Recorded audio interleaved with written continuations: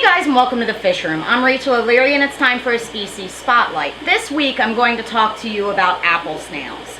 And not just any apple snail, but the only one that is technically legal for us to be keeping, and what I think is an extremely versatile, beautiful, interesting, and fascinating creature to both keep and breed. The mystery snail, Pomacea diffusa. Now you guys have seen me show this tank a fair amount. I really adore these guys, but I've been waiting to do a spotlight for you until I had some egg clutches to show you, and luckily they have delivered. So let's take a closer look and I'll tell you more about them. A lot of times this snail gets a really bad rap, and that's because some of their cousins or relatives are pretty damaging to the environment. These guys are in the Ampullaridae family, which is split into several genera. That means the parent family, apple snail, is split into smaller families based on species. There are 4 types that we generally see in the hobby, all of which originate in South America. Now, just because they originate there doesn't mean that's the only place they're found. Unfortunately, part of the reason they get a bad rap is because they were introduced as a food source in Taiwan, and we quickly learned that not only is not much of their foot very tasty to eat, but that they can also transmit the rat lungworm, which is contagious to people. So they were not a success. They escaped and became invasive pretty much all over the world. To be clear, it's not this species, it's the giant apple snail species, most specifically Pomacea canaliculata. And those guys are really cool. I mean, they get to the size of about a baseball, but the problem is they can drastically alter the state and function of wetlands by basically eating all the plant matter, and that causes really massive algae blooms, which can knock out a lot of the fish and just completely damage the ecosystem. But these guys that we're talking about today used to be called Pomacea burgessii, but those actually come from a very limited area of collection. These guys, the ones that we're talking about, the diffusa, come from all over the Amazon basin. They are fantastic critters to keep in an aquarium. They'll eat some algae, although not efficiently, and they leave healthy plants alone. Because so many of their cousins absolutely annihilate plants, the vast majority of the species of apple snail are completely banned from transport, collection, and in fact with some species you're supposed to destroy them and the egg clutches if you see it. This species, the mystery snail or spiky-topped apple snail, is the only one that is legal to be sold and to be shipped across state lines. I think that they are just amazing, and that's for a few reasons. They're sexually specific. The males have a penis, the girls do not. I'll try and show you that later. We'll see if one of them will cooperate with me. They lay their eggs in clutches above the water line. Each clutch can have 200 to 600 baby snails, so it's best to be prepared for this. These guys can take a massive range of parameters, 65 to 82 degrees. Once you get down into the 60s, though, they tend to estivate, and what that means is that they'll go down to the substrate and become pretty much inactive. In the warmer temperatures, they're going to eat more, grow faster, and have a shorter lifespan. In general, they live about 2 years. I like to keep them in the low 70s. They breed relatively slowly, they grow slowly, and they last a lot longer.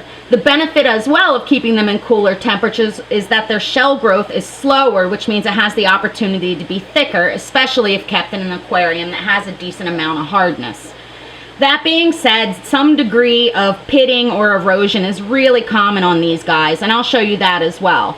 The only time it's really to be concerned about is when it's over the organs. And of course, it makes them not as attractive as they can be. Now, as I mentioned, these guys are Pomacea diffusa, and you can tell the difference between the various apple snails in a few ways. The easiest one is probably the color of their eggs. This species of apple snail lays pinkish eggs outside of the water.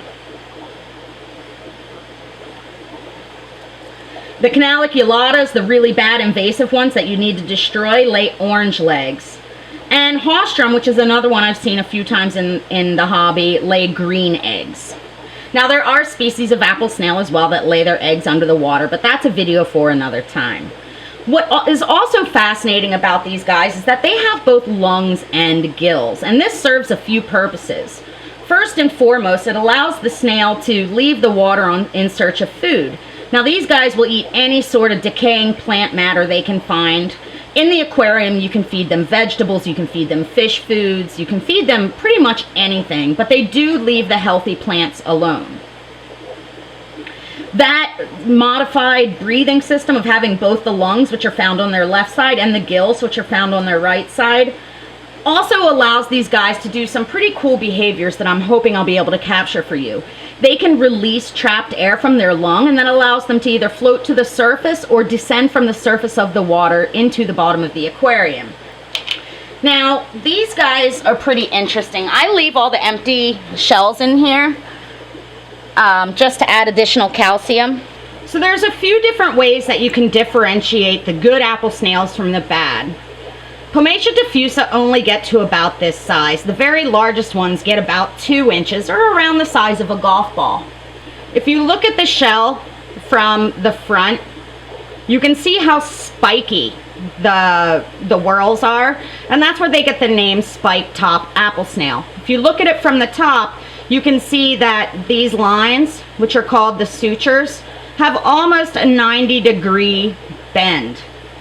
In a lot of the larger and invasive species, that almost has a softened, flattened look. They also have what's called a square shoulder, and that's this part here. And if you look at it, it has a very squared off appearance. Again, in other species, the invasive ones, that's much more melted in appearance. They have 5 to 6 whorls. So you can see that there. Also, if you flip them over, this is obviously an empty one, you can see that they have a large oval opening. And they use a thing that feels a lot like fingernail to close tightly in times of dry periods or to prevent predation. So they'll slap this shut and it'll completely cover that opening. Now, another important thing to realize about these guys and their breeding is that the females can store sperm for months, which means even if you buy just one, if it's a female and she's been mating, she can continue to lay eggs for quite some time. They'll also lay unfertilized eggs as a part of their normal, healthy reproductive system. Another feeding adaptation is if you drop floating foods in the aquarium, they'll come up to the surface like this and make a funnel out of their foot in order to collect the food. I think it's pretty adorable. As you can see, they have a cute little mouth that has radula or teeth that they use to scrape the surfaces of the aquarium. There's another one making that modified funnel. What's really, I think, the most interesting and fascinating about this species is their digestive tract. They have tons and tons and tons of microorganisms in their intestines. When they eat, they have a very inefficient digestive tract. And those amoebocytes stick in their feces, which then gets stuck in their slime, which is spread all over the aquarium. And that sounds pretty disgusting until you think about it a bit further. In fact, there's entire articles, scholarly articles on these guys referring to them as infusoria snails, because that partially digested food, which makes up their fecal matter, is actually a phenomenally excellent food for fry. So these are a species I always keep in my fish room for that reason. If I'm going to travel and I have fry and I can't have someone come over and feed my fish multiple times a day, I throw some of these mystery snails in the aquarium in order to provide a secondary food source for my fry. Let's take a look at their eggs. As you can see, they lay their eggs above the water, so it's important if you're planning on keeping these guys that you give enough space for them to do so. If you don't, and you don't have a tight-fitting lid, they will find an appropriate surface. This can mean inside your lighting hood. This means they can leave the aquarium in search of a place. So I tend to leave the water line dropped at least the amount of twice the length of the biggest snail, so usually about 4 inches. Now what's interesting is you'll see them start to come out of the water. and groom the surface where they're gonna lay their eggs. So I had a pretty good idea a few days ago that I was gonna come down and find a clutch. On Tuesday, I'll do a tip on how to incubate their clutches for you. But for now, I'm just gonna leave them where they are. And that's certainly appropriate. The problem can be is that because I don't have lids on my tank, the humidity is not high enough and the outer eggs will get super hard and won't allow the embryos to chew their way out when they're ready to hatch. Because of that, I prefer incubation. Now, if you were going to keep them in a tank that had a nice close fit lid, you can certainly leave the eggs where they lie. In general, it takes them between 10 and 21 days to hatch, depending on temperature. All in all, I just find these guys to be absolutely fascinating. They have that really cool breathing siphon that they can extend up to breathe surface air, as well as those lungs. They're sexually specific, they're beautiful, they're active, and all in all, just a really amazing critter. As I mentioned, the boys have a penis. It's important to not confuse their penis with their breathing siphon. You can tell the difference in a pretty easy way. Generally, the breathing siphon is the same color as their foot or body, and the penis is a milky white in color. They're also on opposite sides. As you can see, they come in a wide range of colors. In this aquarium, I have ivory, which is white, I have pinks, I have purples, I have golds, pretty much the whole gamut of the rainbow. What you'll get from your clutch will be predominantly the parent's colors and then a range of the various colors that are possible. I'll do more about that when I do the tip on hatching the eggs. The shell color is determined both by the base color of the shell as well as the color of the snail's foot and body. There's two main color types of the foot and body. There's the light foot, like the ones we see here and here. And then there's dark foot apple snails, like the one we see there. His body is more gray in appearance. That's a blue snail. If the blue snail had the same shell as the ones we saw on the bottom that were pink, it would appear to be purple. It's really pretty neat, and this species is what got me into the wide world of fish keeping as an adult. Care should be taken with these guys to not house them with fish that will go after their antenna, because as you can see, their antenna have a very worm-like appearance. While it doesn't kill the snail, it certainly prevents them from feeding properly. And in fact, I think one of the biggest problems people have with keeping this species is that they tend to starve them to death. They are hungry critters. And they'll starve in the middle of a planted aquarium. So it's really important to not rely on these guys as a cleanup crew, but to really consider their dietary needs when adding them to an aquarium. All in all, I just think they're awesome.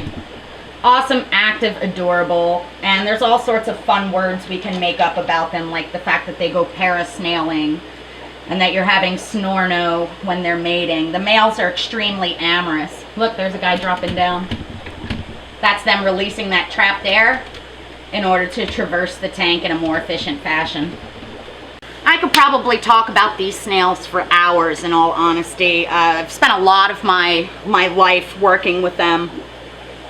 And I really feel bad for the bad rap they've been given. The reality is they're a phenomenal addition to the average community aquarium. Anyway, I hope you guys enjoyed that video. Make sure you stop by my Instagram, my Facebook, and my website so you can see my upcoming speaking engagements as well as my current stock list. As always, let me know below if you guys have any comments, suggestions, or questions.